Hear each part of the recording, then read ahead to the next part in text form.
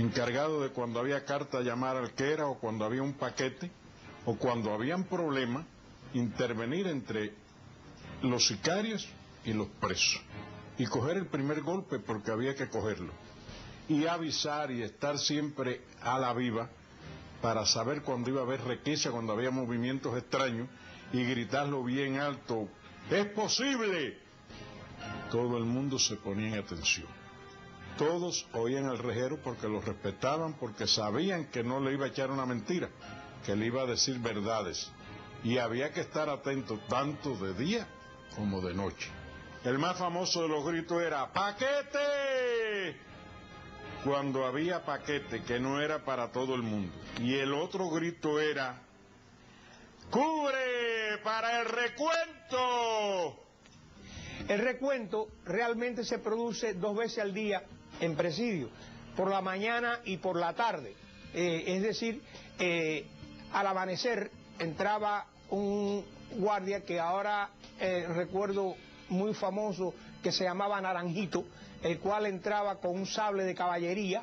Él traía una tablilla y se paraba, y teníamos que pararnos frente a la celda. Las celdas, pues naturalmente con el tiempo fueron cambiando. Cuando nosotros llegamos era de 2, cuando terminó el presidio llegaron a ser de 4. Teníamos que pararnos de uno en fondo, y él en su tablilla traía los presos por piso. Las circulares tenían lo que le llaman una planta baja, y en el centro tenían una torre donde ese guardia entraba de afuera, es decir, que no tenía que hacer contacto con los presos, pero esa torre tenía un piso circular, y ese piso circular estaba a nivel del 5º piso, o sea que él podía ver toda la celda de ese piso. Las condiciones de vida dentro del presidio Modelo fueron siempre difíciles. La comida, en sentido general, era paupérrima. No porque había escasez del alimento, sino porque le agregaban cosas que le alteraban el sabor, así como cebo de carnero, otras cosas que la hacían incomible. Y así, según fue pasando el tiempo, la comida fue escaseando, y según iba pasando el tiempo era mala. Dentro de las cosas que le agregaban, en muchas oportunidades ahí todo el mundo vio que tenía hasta penes de caballo. Eso no es ninguna, eso no es ningún hiperbolismo. Tenía huevo de toro, tenía pene de toro, hasta ratones. Pero de acuerdo con el hambre que la gente pasaba, apartaban ya esas impurezas y había que comer algo.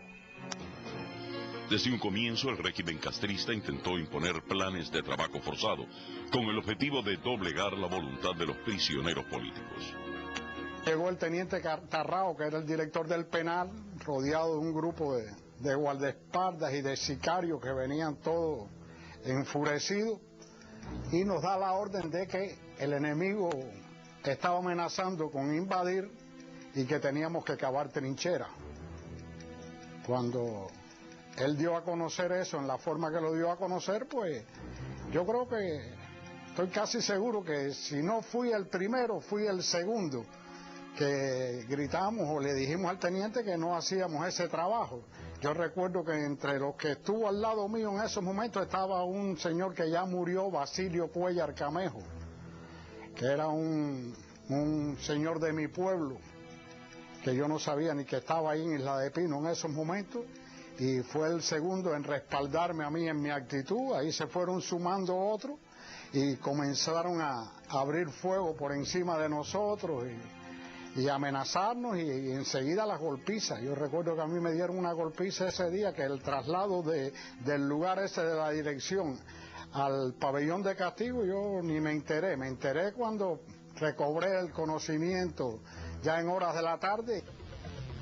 Tras el fracaso del denominado Plan Morejón de trabajo forzado, el totalitarismo castrista impuso otro, el Plan Especial Camilo Cienfuegos. Un régimen de trabajo forzado violento mediante el cual decenas de personas fueron asesinadas o mutiladas. Comenzó el trabajo forzado en Isla de Pino. Era terrible aquello.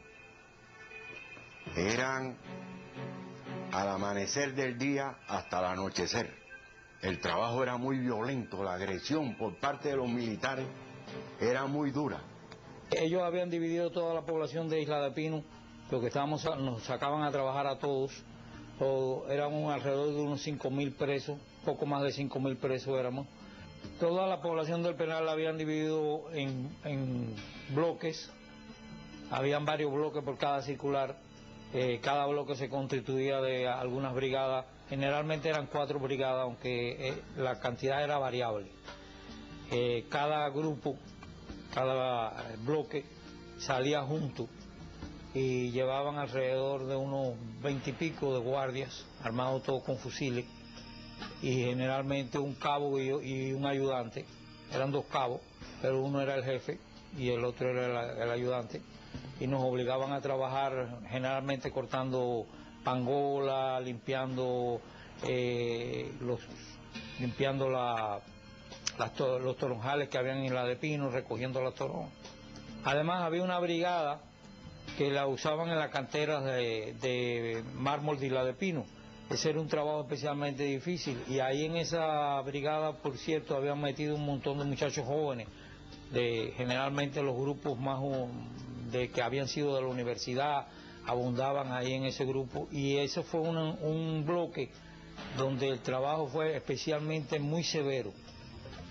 El régimen totalitario agrupó a los jóvenes, en particular a los estudiantes universitarios, en el histórico bloque 19, con el objetivo de intentar, por medio del trabajo forzado, quebrantar sus ideas. Yo era estudiante en la Universidad de La Habana y allí me dieron un número, el 26.828.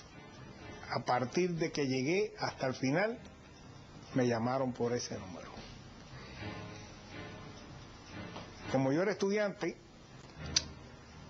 cuando hubo el plan de trabajo forzado Camilo Cienfuegos, se me incorporó en el bloque 19. El bloque 19 era un bloque completamente de estudiantes universitarios. Hicieron un bloque únicamente de estudiantes. Éramos como alrededor de 150, 160 estudiantes. A mí me da la impresión que ellos hacen el bloque ese de estudiantes nada más, como que supuestamente éramos más jóvenes, habían muy jovencitos ahí en el bloque, muy débiles. A mí me da la impresión que ellos creían de que iban a doblegar al bloque, que bueno, los vamos a poner porque si doblegamos este bloque, eso va a influir en el resto del presidio. Y creo que fue todo lo contrario, ¿no? Establecen, es decir, el nombre del bloque, el bloque 19, nos llevan a trabajar a las canteras, pero desde que nosotros empezamos a trabajar, empezamos con resistencia, es decir, una resistencia que era sorda, una resistencia sorda. Éramos como un símbolo para ellos, para el gobierno, que había que destruir. Las jornadas de trabajo forzado podían extenderse hasta 12 o 13 horas diarias. Uno de los lugares tristemente recordado por la rudeza y la violencia ejercida por el régimen contra los prisioneros políticos eran las canteras de mármol de Isla de Pinos. Una de las modalidades de trabajo forzado eran las canteras que estaban muy cerca ahí de la prisión, en Nueva Gerona, a la entrada de Nueva Gerona. Y aquello era un trabajo muy bruto, imagínate, jóvenes, a veces delgados como era yo, con una mandarria de 25 libras partiendo las piedras, con el guardia arriba de ti. Pero hay un detalle muy significativo, y es que siempre los presos, allí en la cantera, como se hacía en otros lugares, tenía que estar el guardia mirándonos para que nosotros trabajásemos. O sea que estábamos constantemente observando al guardia, sea Perro Prieto, sea el que fuese, y ETA, que eran los cabos en aquel momento cuando yo estaba ahí, y si no nos estaban mirando, pues no trabajábamos. Y eso daba lugar también a que lo que después se dio en llamar y que se hacía en otros bloques también, como era el paso de Jicotea. Los prisioneros políticos crearon desde un comienzo sus propios métodos de resistencia. Paso de Jicotea mayormente se hizo en Isla de Pino como un símbolo de rebeldía, ¿no? Eso mayormente se proyectaba cuando había una fecha conmemorable, un compañero nuestro que asesinaba, alguien que sufría un bayonetazo el día antes, o una requisa un poco violenta, ¿no? Era producir lo menos posible para el régimen, y cada vez que podíamos dañar la producción también lo hacíamos. Y los sargentos, ¿no? Los cabos que teníamos nosotros, eran opuestos, que nosotros mantuviéramos esa actitud. Entonces ellos trataban de golpear ni eso para que nosotros no apurábamos. Y ahí íbamos y muchas veces se agudizaba porque era una cosa directamente profesional. Más golpes que nos daban, más pasos de jicotea metíamos nosotros. Hasta que llegamos al campo, entonces en el campo manteníamos un silencio absoluto. Pasos de